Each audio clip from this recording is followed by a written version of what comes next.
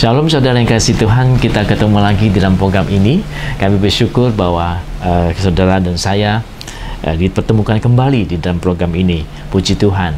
Hari ini saya ingin membagikan firman Tuhan dari Roma pasal 8 ayat 31, bunyinya seperti berikut. Sebab itu apakah yang akan kita katakan tentang semuanya itu? Jika Allah di pihak kita, siapakah yang akan melawan kita?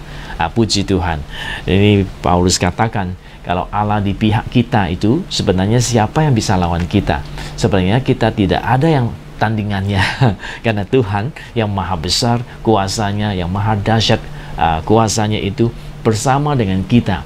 Tuhan, bayangkan pemilik langit dan bumi ini, alam semesta ini, bahkan surga itu sendiri, ada bersama dengan kita. Allah yang luar biasa, yang gagah perkasa.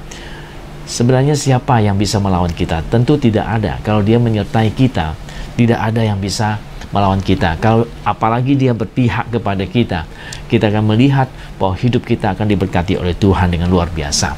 Nah, saya ingat akan cerita tentang Daud, bagaimana Tuhan berpihak kepada Daud, ya. Tuhan berada di pihaknya Daud, bukan di pihaknya orang Filistin atau Goliat. Nah, sekalipun Goliat itu besar, saudara masih ingat ceritanya itu, ya, seorang raksasa yang sudah terlatih sejak muda di dalam peperangan, tetapi karena Tuhan berpihak kepada Daud, raksasa bagaimanapun besarnya, yang begitu menakutkan, yang begitu kuat orangnya, yang begitu hebat dia, tidak bisa mengalahkan Daud yang hanya masih katakan remaja atau pemuda saat itu, yang pergi berperang dengan dia. Dan Tuhan memberi kepada Daud kemenangan. Karena apa? Tuhan berpihak kepada Daud. Nah, saudara, hari ini biarkan Tuhan berpihak kepada kita. Biarkan kita memilih di pihaknya Tuhan, ya. Bagaimana saya bisa memilih saya di pihaknya Tuhan? Dengan percaya kepada Dia, menerima Dia sebagai Tuhan dan Juru Selamat kita. Maka Anda akan menjadi di pihaknya Dia. Tuhan akan berpihak kepada kita dan menolong kita di dalam kehidupan kita setiap hari. Pujilah nama Tuhan.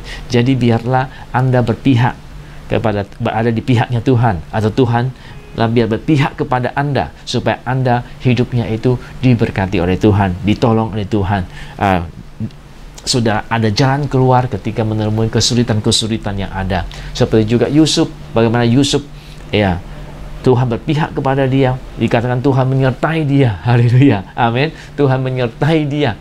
Wow, itu luar biasa. Tuhan menyertai dia, akhirnya dia sekalipun seorang budak, akhirnya menjadi seorang katakan Perdana Menteri atau orang kedua di negeri Mesir itu. Karena Tuhan berserta dengan dia, dikatakan Tuhan berserta dia, ya. Akhirnya dia mendapatkan seluruh berkat yang luar biasa itu. Jadi kalau Tuhan berpihak kepada kita, kita akan kita akan luar biasa. Karena Tuhan yang berpihak kepada kita, maka tidak ada yang bisa melawan kita. Jadi saudara, ketika Anda terima Yesus, Anda berada di pihaknya Tuhan, atau Tuhan berpihak kepada Anda.